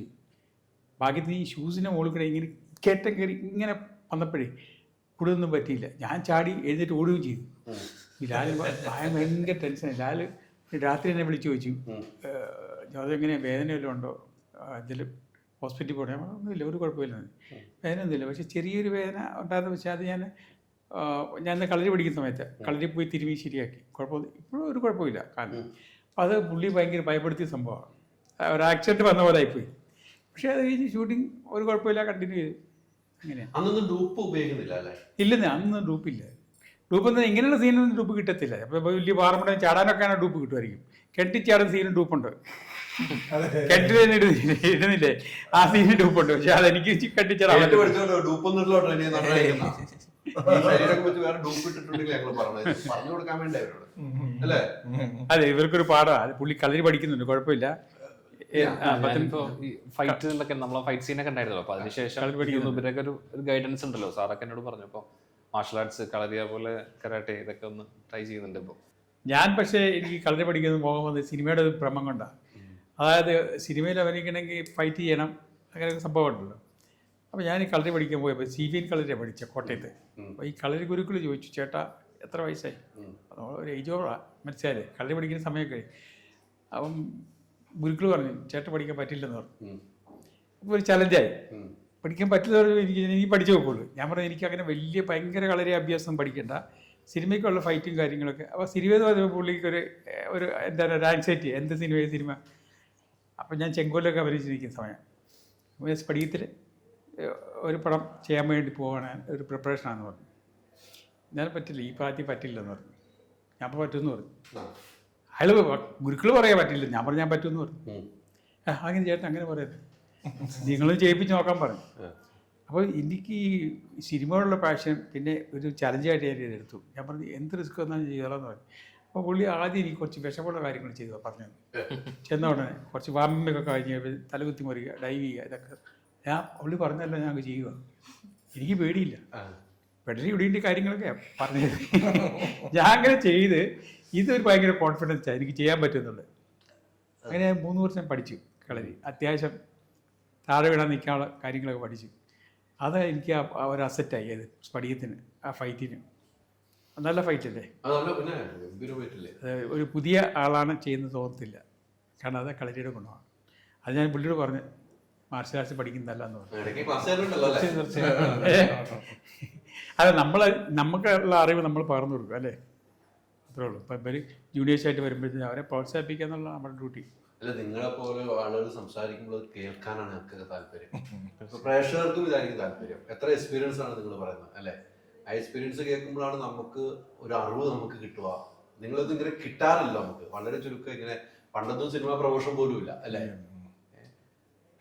അല്ലാതെ ഈ എല്ലാ കാര്യങ്ങളും എല്ലാവരും പറയേണ്ട കാര്യമില്ല. അപ്പൊ ചില ആവശ്യം വരുമ്പോൾ നമ്മൾ അറിയാതെ പറഞ്ഞു. അതെ അതെ അതാണ് അങ്ങനത്തെ ചോദ്യങ്ങൾ വരുമ്പോൾ നമുക്ക് പറയാനും പറ്റുമല്ലോ. അതെ, അതാണ് ഈ പഴയ കാലങ്ങൾ ഓർത്തെടുക്കുമ്പോഴാണ് നമുക്കൊരു സന്തോഷമുള്ളത്. ഈ ചെങ്കോല് അങ്ങനെ ലാലേട്ടൻ്റെ കൂടെയുള്ള യാത്രയിൽ ഒരു യാത്ര തന്നെയായിരുന്നു. നിങ്ങൾ പേഴ്സണൽ അടുപ്പം അങ്ങനെയാണ്? പേഴ്സണൽ അടുപ്പം ഞാൻ ചെങ്കോല പുള്ളി ആദ്യം കാണുന്നത് അഭിനയിക്കുമ്പോൾ. അപ്പോൾ പുള്ളി എന്നെ ഒബ്സർവ് ചെയ്യുന്നുണ്ട്. എന്തിനാണെന്ന് എനിക്ക് ഒന്നും അറിയത്തില്ല. നമ്മൾ ചെങ്കോലി ഞങ്ങൾ തമ്മിൽ ഒരു ഫൈറ്റ് ഉണ്ട്. ഫൈറ്റ് ചെയ്യുമ്പോഴൊക്കെ പുള്ളി ഒബ്സർവ് ചെയ്യുന്നു. അങ്ങനെ മറ്റേ രാത്രി ഒരു 12 മണിയാകുമ്പോൾ ചിത്രാഞ്ജലി സ്റ്റുഡിയോ കുണ്ടായിട്ട് മോഹനോട് വന്നു. അപ്പം മോഹൻ എന്നെ കണ്ടിട്ടില്ല, ഞാൻ പുതുമുഖല്ലേ. അപ്പം മോഹൻലാൽ പറഞ്ഞത് ഒരു പുതിയ ആളാണ് എന്ന് പറയുന്നുണ്ട്. അപ്പം എങ്ങനെ ചെയ്യും, സ്പടികത്തിന് വേണ്ടി ഈ എൻ്റെ ക്യാരക്ടർ ചെയ്യാൻ വേണ്ടി തമിഴിലെ ഒരു നടനെ അഡ്വാൻസ് ഒക്കെ കൊടുത്ത് റെഡി ആയിരിക്കുക. അപ്പം അങ്ങേരുടെ ഡേറ്റിന് ക്ലാഷ് ഉണ്ട്. പുള്ളിയുടെ അതിന് മുമ്പ് മലയാളത്തിൽ സിനിമ ആ സിനിമ പൊട്ടിപ്പോയി. ഞാൻ ആ പേര് പറഞ്ഞു, നാസറാണ് ഈ ക്യാരക്ടർ വെച്ചിരുന്നത്. അപ്പം എല്ലാവരും ഗുഡ് നൈറ്റ് മോഹനോട് പറഞ്ഞെന്ന് തോന്നുന്നു, നമുക്ക് നാസറിനെ മാറ്റി എന്നെ കാസ്റ്റ് ചെയ്യാതെ. അങ്ങനെ എന്നെ പരിചയപ്പെടുത്തി ഗുഡ് നൈറ്റ് മോഹൻ ഭദ്രനോടി എന്ന് പറഞ്ഞു. രാത്രി 12 മണിക്ക് അതായത് 12:30 ഈ പുള്ളി ഗുഡ് നൈറ്റ് മോഹൻ ഇവരെ പറഞ്ഞു. അപ്പോൾ ഭദ്രൻ എന്നെ വിളിച്ചു, എറണാകുളത്ത് BTC വരാൻ പറഞ്ഞു. BTC ചെന്ന് അപ്പം ഞാൻ ചെല്ലുമ്പോൾ അവിടെ ആരും ഇല്ല, ഒരു അസോസിയേറ്റ് ഒരാളുണ്ട്. അപ്പം ഭദ്രനെ ഞാൻ കണ്ടിട്ട് പോയില്ല. അപ്പോൾ BT ചെയ്യാൻ പറഞ്ഞു ഭദ്ര ഇപ്പോൾ വരുമെന്ന് പറഞ്ഞു. അപ്പോൾ അത് 2 പേര് വന്നു. ഒന്ന് ഭദ്രനും ഒന്ന് ഗുഡ് നൈറ്റ് രാജുവാണ്. ഇത് ഏതാ ഭദ്രൻ എനിക്കറിയത്തില്ല. അപ്പോൾ ഭദ്രയെ പറ്റി ഒരു കൺസെപ്റ്റ് ഉണ്ട്, പാലക്കാടിനല്ലേ, എച്ചാനായിരിക്കില്ലോ, 2ാം കൊണ്ടൊക്കെ ഇട്ട് ആ രീതിയിലായിരിക്കും. അതെ, പക്ഷെ പുള്ളി പാൻറ് ഉടുപ്പ് കിട്ടാൻ വന്നത്. വന്നു കഴിഞ്ഞാൽ പുള്ളി വന്നു കഴിഞ്ഞാൽ ഞാൻ അവിടെ സോഫ ഇരിക്കുക. മറ്റേ ആൾ പറഞ്ഞു ഇതാ മറ്റേ ജോർജ് എന്ന് പറഞ്ഞു. സ്പടികൊന്നും ആയിട്ട് ജോർജല്ലേ. പുള്ളി അവിടെ നിന്ന് എനിക്ക് കൈയും കൊടുത്ത് എന്നെ അടിപൊളി മുടിപൊളി നോക്കി. എനിക്ക് അത്ര ഇഷ്ടപ്പെട്ടില്ല നോട്ടം. അടിപൊളി മുടി നോക്കി എഴുന്നേക്കാൻ പറഞ്ഞു. പുള്ളി ഭയങ്കര ഗൗരവത്തില്ല, സീരിയസാ. എഴുന്നേക്കാൻ പറഞ്ഞപ്പോൾ ഒന്നുകൂടെ കുറച്ചുകൂടി ഫീലായി. എന്താ ഇങ്ങനെ പറയുന്നു, എഴുന്നേറ്റു അങ്ങോട്ട് നടക്കാൻ പറഞ്ഞു, ഇത് വെളിയിലേക്ക് നടക്കാൻ പറഞ്ഞു. അപ്പം ഞാൻ പറഞ്ഞു എൻ്റെ ആളപ്പ് ഊരി പോയി നെറ്റീവായി പോയി ആ ഡോറിൻ്റെ അപ്പുറം ചെന്നാൽ പറഞ്ഞു നിൽക്കാൻ പറഞ്ഞു. ഇതൊക്കെ വളരെ സീരിയസ് ആയിട്ടാണ് ഈ കമാൻഡ് പോലെ പറയുന്നത്. നിൽക്കാൻ പറഞ്ഞു, ഇന്ന് തിരിച്ചു നടക്കാൻ പറയും, തിരിച്ചു നടന്ന്. അപ്പോൾ ഞാൻ വളരെ ഈസി ആയിട്ട് സാധാരണ നടക്കുന്ന, അങ്ങനെയല്ല, ഒരു SI നടക്കാൻ പറഞ്ഞു. അപ്പോൾ ഞാൻ SI നടക്കുന്ന പോലെ നടന്നു. വന്നിരുന്നപ്പോഴത്തേനും ഭദ്രൻ ഞാനിരുന്ന സ്ഥലത്ത് സോഫ ഇരുന്നു. പിന്നെ എൻ്റെ ഡീറ്റെയിൽസ് ഒക്കെ ചോദിച്ചു, ഡയലോഗ് കുറേ ചോദിച്ചു. പിന്നെ ഫൈറ്റ് ചെയ്യുമോ എല്ലാം ചോദിച്ചു. ഫൈറ്റ് ചെയ്യും. അപ്പോൾ അത് കാണിച്ചു തരാമെന്ന് ചോദിച്ചു. അപ്പോൾ ഞാൻ ഇച്ചിരി 2-3 കളരി ഐറ്റം കാണിച്ചു കൊടുത്തു. അവിടെ ആ സ്പേസ് ഉണ്ടാക്കി, അല്ല റൂമിനകത്താ, അവിടുത്തെ ആ സോഫ ഇതൊക്കെ മാറ്റിയിട്ട് ചെറിയ സ്പേസ് ഉണ്ടാക്കി ഞാൻ 1-2 നമ്പർ കാണിച്ചു കൊടുത്തു. മതിയും ചോദിച്ചു. മതി പുള്ളി പേടിച്ചു പോയി. മതിയെന്ന് പറഞ്ഞു. ഡയലോഗ് പറയാൻ ചോദിച്ചു. പറയാമെന്ന് പറഞ്ഞു. ഡയലോഗ് പറയാൻ പറഞ്ഞു. ഏത് ഡയലോഗ് പറഞ്ഞു? പുള്ളി ഡയലോഗ് എനിക്ക് പറഞ്ഞു തന്നു. അയ്യോ, അത് മോശം ഡയലോഗാ. എന്താ അല്ല, അത് പുള്ളി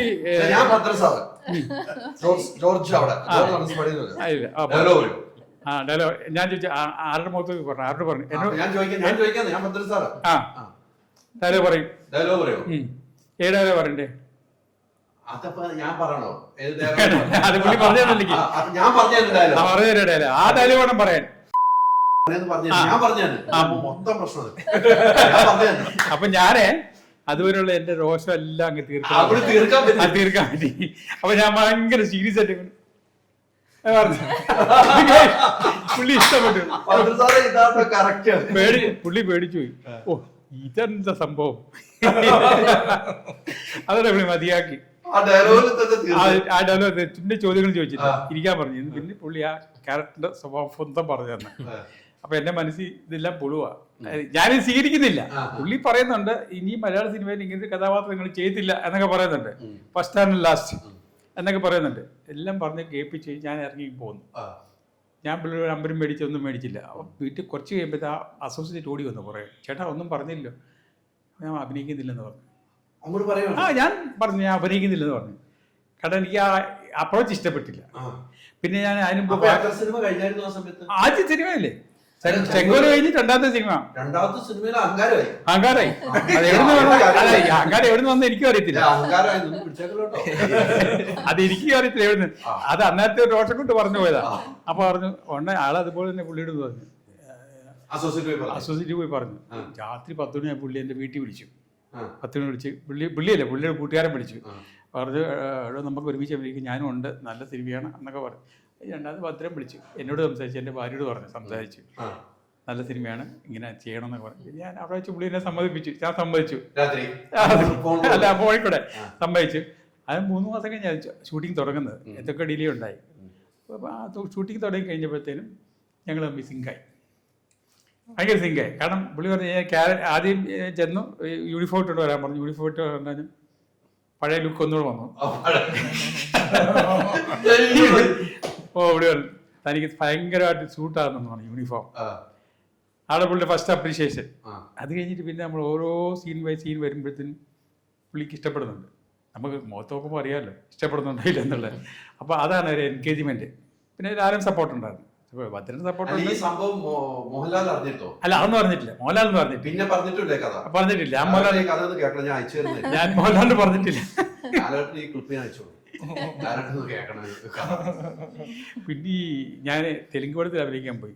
തെലുങ്ക് പടത്തിൽ അഭിനയിക്കാൻ പോയപ്പോഴത്തേന് ഭദ്രൻ പറഞ്ഞൊരു കഥയുണ്ട്. എന്നെ കണ്ടെത്തി എങ്ങനെയാണ്. ഭദ്രൻ ഒരു ഹോട്ടലിൽ നിൽക്കുമ്പോൾ ഞാനൊരു ബുള്ളറ്റിൽ പോവാണ്. അപ്പോൾ പുള്ളിക്ക് എന്നെ കണ്ടപ്പോൾ തോന്നി ഇൻസ്പെക്ടർ ക്യാരക്ടർ പുള്ളിയെ കൊണ്ട് ചെയ്യിക്കാം. അങ്ങനെ കുറേ ഒരാളെ വിട്ടു. ആളെ വിട്ട് വീട്ടിൽ വന്ന് ചോദിച്ചു. അപ്പോൾ ഞാൻ അഭിനയിക്കുന്നില്ലെന്ന് പറഞ്ഞു. ആ പടത്തിൽ ഇനി ഭദ്രനെ ഇങ്ങനെ ഡയറക്റ്റ് ചെയ്യുന്ന പുള്ളി പറഞ്ഞു വിട്ടാണ്. നിർബന്ധിച്ച് എന്നെ കൂട്ടിക്കൊണ്ട് ഭദ്രനൊക്കെ ചെയ്യുന്നത്. ഇതൊക്കെയാണ് തെലുങ്കിനോട് പറഞ്ഞിരിക്കുന്നത്. പുള്ളി കഥ പറഞ്ഞു. കഥ ഇതാണ് സത്യം.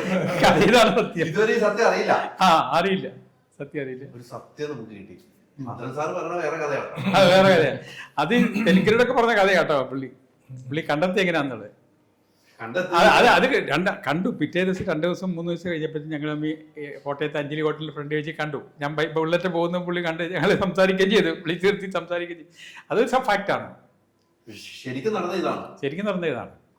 അത്രയും ഇതാണ് കേട്ടോ സിനിമ എന്ന് പറഞ്ഞ ഇതാണ്. സിനിമയുടെ പൂർണ്ണ രൂപമാണ് ഇപ്പൊ കിട്ടിയിരിക്കുന്നത്. സിനിമ ഇന്നൊക്കെ ഡയറക്ടർമാരുടെ അടുത്ത് നോക്കുമ്പോൾ ഇങ്ങനെയൊക്കെ ഒന്നും ഇല്ലല്ലോ. ഓഡീഷന് പോകുന്നു, അവിടെ പല സീൻ ചെയ്ത് കാണിക്കുന്നു, കുറെ പേര് നിറഞ്ഞിരിക്കുന്നു. അങ്ങനെയല്ല ഇപ്പോഴത്തെ ഓഡീഷന് പോയവർക്ക് അറിയാം.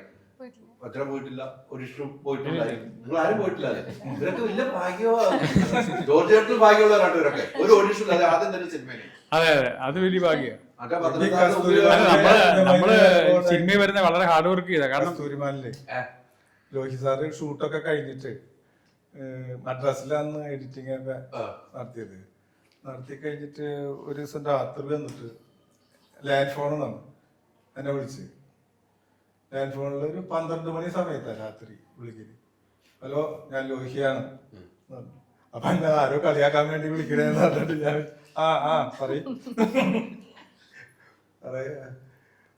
താൻ ചെയ്തത് വളരെ നന്നായിട്ടുണ്ട് കേട്ടോ.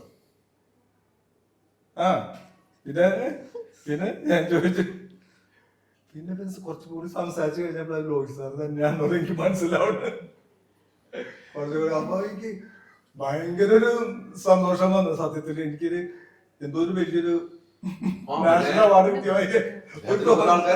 എന്നെ കുറിച്ച് വളരെ അങ്ങോട്ട് പുകഴ്ത്തി പറയാ. അത്രയ്ക്ക് കുറെ ഒരുപാട് കാര്യങ്ങൾ പറഞ്ഞു ആ രാത്രി സമയത്ത് വിളിച്ചിട്ടുണ്ട്. ബുക്ക് ചെയ്തൊക്കെ വിളിക്കണ കാലഘട്ടമാണല്ലോ. ബുക്ക് ചെയ്ത് വിളിക്കണം. ആ സമയത്താണ് അത് തൃശ്ശൂര് ഇറങ്ങിയതിന് ശേഷം വിളിക്കുന്നത്, ലോക്കൽ കോളാ വിളിക്കുന്നത്. സത്യത്തിൽ എന്റെ കൂട്ടുകാരോ ചതിക്കാൻ എന്നെ വിളിച്ചു. വീട്ടിൽ വന്നിട്ടാ വിളിക്കുന്നത്. അത് ഭയങ്കര ഒരു സന്തോഷം ഉണ്ടായൊരു ദിവസമാണ്. അന്ന് ഞാൻ ഉറങ്ങിയിട്ടില്ല. ഇത് കുറെ ദിവസം ഉറങ്ങിക്കാനുള്ള അന്ന് മദ്രസാന്റെ അഹങ്കാരം അല്ലേ? ഭയങ്കര ദേഷ്യം വന്നു. അതെ അതെ, നമുക്ക് ചില കൺസെപ്റ്റ് അത് നമുക്ക് കാണാറുള്ള സംഭവമാണ്. ഈ മമ്മൂട്ടി അഭിനയിച്ച അയ്യർ ദി ഗ്രേറ്റില് പുള്ളി മരത്തേക്ക് ഇരുന്ന് അഭിനയിച്ച് കഴിഞ്ഞപ്പോഴത്തേനും കട്ട് പറഞ്ഞ് പുള്ളി അങ്ങ് പോയി. മരത്തെ ഭദ്രൻ സാറ് മമ്മൂട്ടി കുറച്ചു നേരം മരത്തേയിരുന്നു. ആദ്യം ഞാൻ എവിടെയോ ഞാനതിൽ വായിച്ചിട്ടുണ്ട്. അപ്പൊ ഇങ്ങനെ പറ്റി എൻ്റെ ഒരു നെഗറ്റീവ് കിടപ്പുണ്ട് എൻ്റെ മനസ്സിൽ. ഇതാണ് നമ്മളെ കൊണ്ടാകുന്ന വെച്ചാൽ ഓരോരുത്തർ മനസ്സിനെ പറ്റി നെഗറ്റീവ് മനസ്സിൽ കിടന്നിട്ട് അതാണ് കിടപ്പുണ്ട്. അതാണ് ഇങ്ങനെയൊക്കെ ഞാൻ ബിഹേവ് ചെയ്തത്. അപ്പൊ ഒന്നാമത് പുള്ളി വന്നിട്ട് ഇങ്ങനെ നോക്കിയത് എനിക്ക് ഇഷ്ടപ്പെട്ടില്ല. പെണ്ണ് കാണാൻ വരുന്ന പോലെ അടിമുതൽ മുടിയിൽ നോക്കി അടുത്ത ഡയലോഗ് എഴുന്നേക്ക് അങ്ങോട്ട് നടക്ക. ഇതൊക്കെ നമുക്ക് ഇതിക്ക് പുള്ളിയുടെ മനസ്സിരിക്കുന്ന ക്യാരക്ടറാണ്. പുള്ളി ആ ക്യാരക്ടറെ കൺസീവ് ചെയ്തിരിക്കുക. അപ്പൊ എനിക്ക് ഇതേപ്പറ്റി അറിയത്തില്ല. പുള്ളി ക്യാരക്ടറാണ് നോക്കിയതൊക്കെ. എന്നെ പറ്റി നോക്കി എനിക്ക് ഇഷ്ടപ്പെട്ടില്ല. ഞാൻ വെച്ചാൽ പുള്ളി പോയി ഇരുന്നുകൊണ്ട് നോക്കായിരിക്കും എന്ന് പറഞ്ഞ് എന്നേക്കാൻ പറഞ്ഞു. അങ്ങോട്ട് പോകാൻ നടക്കാൻ പറഞ്ഞു. ഇതൊക്കെ നമ്മൾ നെഗറ്റീവ് തോട്ട്സ് ഉണ്ടാക്കി. ഈ അയ്യർ ദി ഗ്രേറ്റില് ഞാനാല് വായിച്ചതാണ്. പിന്നെ അതിനെ കുറിച്ച് അന്വേഷിച്ചിട്ടുണ്ടോ? അല്ല, പിന്നെ ഞാൻ അന്വേഷിച്ചില്ല പറ്റി. അല്ല, അപ്പൊ അതോടെ ഞാൻ സിനിമയിൽ അഭിനയിക്കാൻ തുടങ്ങിയപ്പോൾ എന്റെ നെഗറ്റീവ് തോട്ട്സ് എല്ലാം പോയി. പിന്നെ ഭദ്രയോട് ഞാൻ പറഞ്ഞില്ല സിംഗ എന്ന് പറഞ്ഞു. പിന്നെ നമ്മൾ നല്ല റിലേഷനായി. അങ്ങനെ എവിടെയെങ്കിലും ഈ സ്പടിയത്തില് കട്ട് പറയാൻ ഇടിയിട്ടപ്പോ ഏതില് സ്പടിയത്തിൽ അഭിനയിക്കുമ്പോ പത്ര സാർ എവിടെയെങ്കിലും കട്ട് പറയാൻ ഇടി കിട്ടിക്കോട്ടെ എന്ന് ചിന്തിച്ചിട്ടുണ്ടോ? ഇല്ല, അങ്ങനെ പറഞ്ഞിട്ടില്ല. വളരെ റിയലിസ്റ്റിക് ആയിട്ട് കാര്യങ്ങളൊക്കെ കഴിഞ്ഞു. പിന്നെ ത്യാഗരാജൻ മാസ്റ്ററാണല്ലോ ഫൈറ്റിൻ്റെ അല്ലേ, അത് നന്നായി ചെയ്യുന്നുണ്ട്. അന്ന് നമ്മൾ ഫൈറ്റ് ചെയ്യുമ്പോൾ വെച്ചാൽ നമുക്കൊരു ഇൻട്രസ്റ്റാണ്. മറ്റൊരു മോഹൻലാലിൻ്റെ കൂടെ ചെയ്യുമ്പോഴത്തേക്ക് നമുക്കുള്ള ഇൻട്രസ്റ്റാണ്. ഇല്ല, അങ്ങനെ ടൈമിങ്സ് ഒക്കെ ഞാൻ വളരെ കറക്റ്റായിട്ട് സൂക്ഷിക്കാറ്. നമുക്ക് ഈ കളരി പഠിച്ചുകൊണ്ട് അല്ലെങ്കിൽ കൊള്ളും. അവര് പഠിച്ചിട്ടുള്ളവരാ. അല്ല, അതെ, മോഹൻലാലിൻ്റെ ഒക്കെ ടൈമിങ്സ് സൂപ്പർ, കറക്റ്റ് ടൈമിംഗ് അല്ല. അതുകൊണ്ട് ഷൂട്ട് ചെയ്തിട്ടുണ്ട്. ഞങ്ങൾ ഫൈറ്റൊന്നും ചെയ്തിട്ടില്ല. നമ്മൾ സ്പടികത്തിൻ്റെ ക്ലൈമാക്സ് പുള്ളി അറസ്റ്റ് ചെയ്തിട്ട് പോകാനൊക്കെ വരുന്നുണ്ടല്ലോ തിലഞ്ചേട്ടനെ. തിലഞ്ചേട്ടൻ വേറെ പല പടങ്ങളും ചെയ്തിട്ടുണ്ട്. പക്ഷെ പുള്ളി തിലഞ്ചേട്ടൻ എന്നെ വലിയ കാര്യമായിരുന്നു. എന്താ എനിക്കറിയത്തില്ല. പുള്ളിക്ക് ഒരു മോനെ പോലെ ഞാൻ ആശാനെന്ന് എന്നെ വിളിക്കുന്നത്. എവിടെ ചെന്നാൽ ഞങ്ങൾ സെറ്റ് ഒരുമിച്ചിരിക്കും, പ്രധാനം പറയും ആശാനെന്ന് പറയും. പുള്ളിയുടെ കഥയൊക്കെ പുള്ളി എന്നോട് പറയും, എൻ്റെ കാര്യം ഞാൻ പുള്ളിയോട് പറയും. നല്ലൊരു റിലേഷൻഷിപ്പ് ഉണ്ടായിരുന്നു. അത് അങ്ങനെ റിലേഷൻഷിപ്പ് വേണ്ട ഒരുപാട് പേരുണ്ടായിരുന്നു. അവരെല്ലാം പോയി. എന്നെ പറയിച്ച് രാജൻ പി ദേവ്, നരേന്ദ്രപ്രസാദ്, തിലഞ്ചേട്ടൻ, ഇവരൊക്കെ ആയിട്ട് അന്ന് നല്ല റിലേഷനാണ്. ലൊക്കേഷൻ ചെന്ന് കഴിഞ്ഞാൽ ആരും രാജൻചേട്ടൻ അന്വേഷിക്കും, എടാ സ്പടി എന്ത് ചെയ്യാൻ ചോദിക്കും. അപ്പം ഞങ്ങൾ ഒരുമിച്ചിരുന്ന് വർഷം കഴിയുമ്പോൾ വർത്തമാനം പറയും. അങ്ങനെയാണ് ഒരു കമ്പനി ഉണ്ട് ലൊക്കേഷനിൽ. ഇപ്പൊ അങ്ങനെ ഒരു വലിയ കമ്പനി അന്നത്തെ കാലഘട്ടത്തില് ഇപ്പൊ ഒരു കാരവൻ യു അല്ലേ, ഒന്നോ രണ്ടോ പേർക്ക് ഓരോ കാരവൻ അത്രേ ഉള്ളൂ. അതിനുള്ളിൽ പണ്ട് സ്പടിയൊക്കെ പുറകോടെ സ്പടിയൊക്കെ ഷൂട്ട് സമയത്ത് നമുക്ക് കരവണമെന്നില്ല. മരത്തിൻ്റെ ചുവട്ടി ഞാനും മോഹൻലാലും മരത്തിൻ്റെ ചുവട്ടാണ് കിടക്കുന്നത് ഉച്ചയ്ക്കൊക്കെ. ഉച്ചയ്ക്ക്. ഇപ്പോൾ പറഞ്ഞ ആൾക്കാരെ വിശ്വസിക്കുമോ? പക്ഷെ പഴയ കാലം നല്ലതെന്ന് തോന്നുന്നു, എല്ലാരും കൂടി ഒന്ന് വർത്താനൊക്കെ പറഞ്ഞു. ഇതിപ്പോ അങ്ങനെയുള്ള സംഭവങ്ങളൊന്നും നടക്കുന്നില്ല. നമ്മള് തന്നെ അവിടെ പോയി നിൽക്കുമ്പോൾ ഇന്ന ആളൊന്നും പോലെ അത് കഴിഞ്ഞിട്ട് പിന്നെ സംസ്ഥാനം നേരെ ക്യാരവാനിലേക്ക് പോകും. അതെ, കൂട്ടുകെട്ടുകളില്ല. പുറത്തുനിന്ന് മൊബൈലിലായിരിക്കും. അതെ. അല്ലേ? അതെ. അല്ല, നമ്മളതിൽ നിന്ന് നമ്മുടെ ക്യാരക്ടർ ചെയ്യുന്നത് തിരിച്ചു പോരുന്നു, അത്രേ ഉള്ളൂ. ചിലപ്പോൾ എല്ലാവരെയും കണ്ടാലായി, കണ്ടില്ലായി.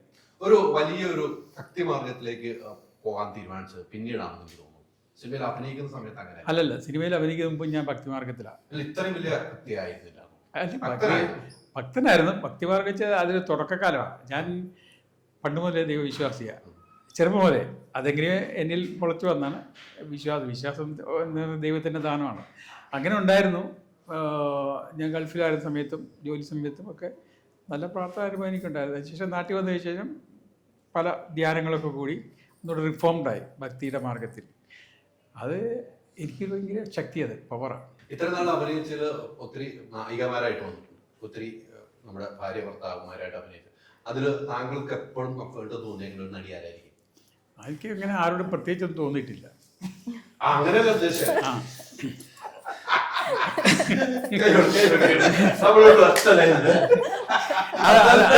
പെട്ടെന്ന് തിരിച്ചിട്ട് അതുകൊണ്ട് ഞാൻ അങ്ങനെ പറഞ്ഞു. അല്ല, ഈ അങ്ങനെ ഇപ്പം എൻ്റെ ഭാര്യയായിട്ട് അഭിനയിച്ച ഒരുപാട് പേരുണ്ട്. ഇപ്പോൾ ഇതിനകത്ത് സ്പടികത്തിനകത്ത് കനകലത, അവർക്ക് ചില നല്ല സ്വഭാവമുള്ള ആൾക്കാരാണ്.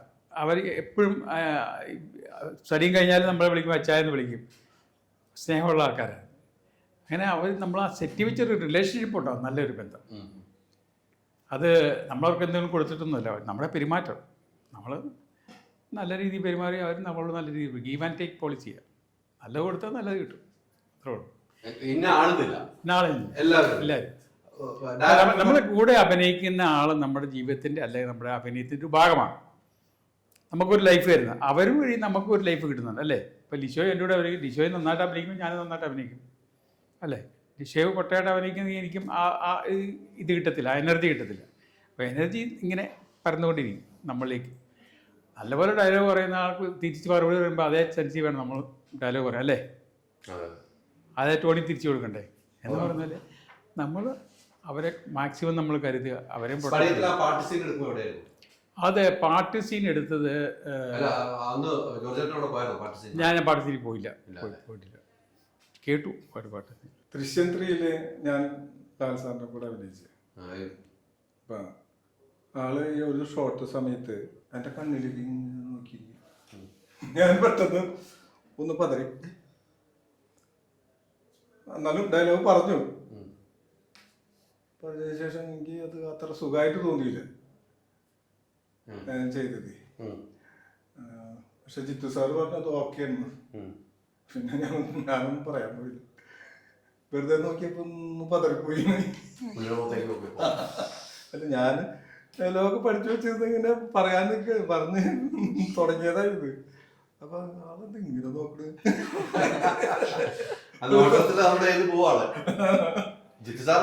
കിട്ടി. അപ്പൊ പിന്നെ ആള് ഓക്കെ പറഞ്ഞപ്പോ പിന്നെ ഞാൻ പിന്നെ ഡബ് ചെയ്യാൻ പോയപ്പോ നോക്കിയത് കുഴപ്പമില്ല. ഈ പുതിയ തലമുറയോട് എന്താ പറയണത്? ഈ തലമുറ ഈ ജനിക്കുക, ഈ പടം വഴി ജനിക്കുന്നത് 3 ജനങ്ങളാണ്, 3 നക്ഷത്രങ്ങൾ ഉദിക്കുക, അല്ലേ? അപ്പം മിന്നി തിളങ്ങാൻ പോവുക അവർ. അപ്പോൾ ശരിക്കും ഷൈൻ ചെയ്യണമെങ്കിൽ ചില കാര്യങ്ങളുണ്ട്. ഒന്ന് നമ്മുടെ ബിഹേവിയർ, എൻ്റെ ഡെഡിക്കേഷൻ. 3 കുറച്ച് സഹനങ്ങളുണ്ടാകും സിനിമയിൽ. ഇപ്പോൾ ഒരു കഥാപാത്രം ചെയ്യാൻ വേണ്ടി ഞാൻ പറയാം, ഹോംവർക്ക് ചെയ്യണം. ഇപ്പോൾ പുള്ളി കളരി പഠിക്കുന്നുണ്ട്, അദ്ദേഹം കളിയിലേക്ക് കയറാൻ പോവുക. തിരുവനന്തപുരത്തില്ലേ? തിരുവനന്തപുരം. അപ്പം ഇദ്ദേഹം കളരിയൊന്നും വേണ്ട, പുള്ളിക്കാരിക്ക് ഭദ്രയ്ക്ക് കളരി വന്നാൽ മറ്റേ ആ ശാരീരികയും ലുക്കും ഒക്കെ ഉണ്ടല്ലോ. പിന്നെ അഭിനയം നന്നാക്കിയാൽ മതി മാക്സിമം. അത് ശരിയായി ആ പാഷൻ ഉള്ളതുകൊണ്ട് നന്നാവും. അപ്പോൾ നമുക്കൊരു കാര്യം, ഒരു ഡിറ്റർമിനേഷൻ ഉണ്ടെങ്കിൽ നമ്മൾ അതിനുവേണ്ടി ഹാർഡ് വർക്ക് ചെയ്യും. അത് നമ്മുടെ മനസ്സിലുണ്ടായാൽ മതി. ഉണ്ടെങ്കിൽ ആ മനസ്സിൽ പ്രവർത്തിച്ചുകൊണ്ടിരിക്കും എപ്പോഴും ചിന്തയിൽ വഴി. ആ ചിന്ത മാനം ചെയ്തിരിക്കുക. അപ്പോൾ ആ കഥാപാത്രത്തേക്ക് മാറാൻ എളുപ്പമായിരിക്കും, അല്ലേ? എല്ലാ പ്രവൃത്തികളുടെ കാര്യം ചിന്തയാണ്. ചിന്ത ഹൃദയത്തിൽ വേരുവാകിയിരിക്കുന്നു. അതിന് 4 ശാഖകളുണ്ട്: നന്മയും തിന്മയും ജീവനും മരണവും. അപ്പം നന്മ ഉണ്ടാകുന്നതും ഹൃദയത്തിൽ നിന്നാണ്, തിന്മ ഉണ്ടാകുന്നതും ഹൃദയത്തിൽ നിന്ന്. ഇതെല്ലാം ഉണ്ടാകുന്ന ചിന്ത എല്ലാം ഉണ്ടാകും. ചിന്തകൾ എങ്ങനെ ഉണ്ടാകും? പഞ്ചേന്ദ്രിയങ്ങൾ വഴിയാണ്. കണ്ണുകൊണ്ട് കാണുന്നു, ചെവി കൊണ്ട് കേൾക്കുന്നു, കൈകൊണ്ട് സ്പർശിക്കുന്നു, മൂക്കുകൊണ്ട് ഘ്രാണം ചെയ്യുന്നു, നാവുകൊണ്ട് രുചിക്കുന്നു. ഈ 5 മാർഗങ്ങളിലൂടെ നമ്മളിൽ ചിന്തയുണ്ടാകുന്നു. ആ ചിന്തയാണ് പ്രവൃത്തിയാകുന്നത്. പഞ്ചേന്ദ്രിയങ്ങളില്ലെങ്കിൽ ചിന്തയില്ല, ചിന്തയില്ലേ പ്രവൃത്തിയില്ല. അപ്പം നമുക്ക് സിനിമയിൽ അഭിനയിക്കണമെന്ന് ആഗ്രഹമുണ്ട്, ചിന്തയുണ്ട്, രണ്ടുകൊടുക്കുന്നു. പുള്ളിയുടെ ആഗ്രഹം പുള്ളി പറഞ്ഞല്ലോ, ഒരു സിനിമക്കാരനാണ്, ജോലി വരെ ഉപേക്ഷിച്ചു, കളരി പഠിക്കാൻ തുടങ്ങി. അപ്പോൾ ഹോംവർക്ക് ഓൾറെഡി തുടങ്ങി പുള്ളി ഇല്ലേ, ഹോംവർക്ക് തുടങ്ങി. അപ്പോൾ ഇദ്ദേഹത്തെ 18ലേക്ക് കയറി ഹോംവർക്കിലേക്ക് കളരിയിലേക്ക് പ്രവേശിക്കാൻ സമയമായി. അപ്പോൾ ഇതുവഴി നിങ്ങൾക്കൊരു പുതിയ ലൈഫ് ഉണ്ടാവുക, ചിറക് മുളയ്ക്കുക. ഇനിയും കൂടുതൽ ചിറകുകൾ ഉണ്ടാകട്ടെ, കൂടുതൽ വേഷങ്ങൾ ഉണ്ടാകട്ടെ, കൂടുതൽ കഥാപാത്രങ്ങൾ ആകട്ടെ എന്നുള്ള ഒരു പ്രാർത്ഥനയുണ്ട്. എല്ലാവരും നന്നായിട്ട് ചെയ്യുന്നുണ്ട്, നന്നായിട്ട് ചെയ്യട്ടെ, നന്നായി ഈ പടം നന്നായി വരട്ടെ, ഒരു സൂപ്പർ ഹിറ്റ് പടമായി മാറട്ടെ. തീർച്ചയായിട്ടും നമ്മളങ്ങനെ ആഗ്രഹം. അത്രമാത്രം കഥാപാത്രങ്ങളുണ്ട് ഈ സിനിമയിൽ. ഇപ്പോൾ നിങ്ങളൊക്കെ ഏറ്റവും ഇത്ര ആളുകളുടെ കൂടെ അഭിനയിക്കാൻ പറ്റി, ഇവരൊപ്പം സെറ്റിലെങ്കിലും ഇരിക്കാനെങ്കിലും പറ്റി, അഭിനയിക്കാൻ കോമ്പിനേഷൻ തുടങ്ങിയെങ്കിലും ഇരിക്കാനെങ്കിലും പറ്റി എന്നുള്ളതാണ് നിങ്ങളുടെ 3 പേരുടെ ഏറ്റവും വലിയ ഭാഗ്യം. ഇവരുടെ ഭാഗ്യം നിങ്ങളുടെയൊക്കെ ഈ തലമുറയോടൊപ്പം അഭിനയിക്കാൻ പറ്റുന്നുള്ള ഭാഗ്യം ഇവർക്കുണ്ട്. ഇനിയും തുടർന്നുകൊണ്ടേ ഇരിക്കുക നിങ്ങളുടെ അഭിനയം. തീർച്ചയായിട്ടും നമുക്ക് കൂടുതൽ ഇവരോട് സംസാരം കേൾക്കാൻ കുറെ പാഠങ്ങൾ ഉൾക്കൊള്ളാൻ പറ്റും, എങ്ങനെയാണ് അഭിനയിക്കേണ്ടത്, എങ്ങനെയാണെന്നുള്ളത് എക്സ്പീരിയൻസ് ആണല്ലോ നമ്മൾ. അപ്പോൾ ഇനിയും സിനിമ കണ്ടിട്ട് ഞാൻ പറഞ്ഞ ഇന്റർവ്യൂ എടുക്കാൻ വരും, അച്ഛൻ എന്താണെന്ന് ചോദിക്കാൻ വരും എന്നുള്ള കാര്യത്തിൽ മാറ്റാതെ ഞാൻ മറന്നിട്ടില്ല. മറന്നോ? ഇല്ല. അത് ഞാൻ എന്താ ജോർജേട്ടാ, ഞാൻ അന്ന് ജോർജേട്ടനെ വിളിക്കുന്നുണ്ടോ? വിളിച്ചോ. സിനിമ കണ്ടിട്ട് ഇവന്റെ അപ്പൊ അച്ഛന്റെ സ്വഭാവം ഈ സിനിമയായിട്ട് എന്താണെന്നുള്ള അന്ന് സിനിമ കണ്ട് തീരുമാനിക്കാൻ എന്നോട് പറഞ്ഞു. എന്നെ വെല്ലുവിളിച്ചോ, സിനിമ കണ്ടിട്ടില്ല എനിക്ക് ചോദിക്കാൻ പറ്റുള്ളൂ, ഉറപ്പായിട്ട് വരും. അപ്പൊ ഒത്തിരി സന്തോഷമുണ്ട് ഇത്രയും നേരം സമയം ചെലവഴിച്ചത്. നമ്മൾ കുറെ സംസാരിച്ചു പോയി. കൂടുതലായ സംശയം നല്ല സംസാരം, എല്ലാവർക്കും ഇഷ്ടപ്പെട്ട സംസാരം. അപ്പൊ ഇനിയും മറക്കണ്ട, തിയേറ്ററിൽ പോയി കാണുക. ഒരു കുറെ ആളുകളുടെ സ്വപ്നവും കൂടെയാണ് ഈ സിനിമ. ആ സ്വപ്നത്തിന് നമ്മളിവിടെ ചിറകിൽ പറക്കാൻ നമ്മൾ തയ്യാറായി പ്രേക്ഷകരായിട്ട്. ഒത്തിരി സന്തോഷം.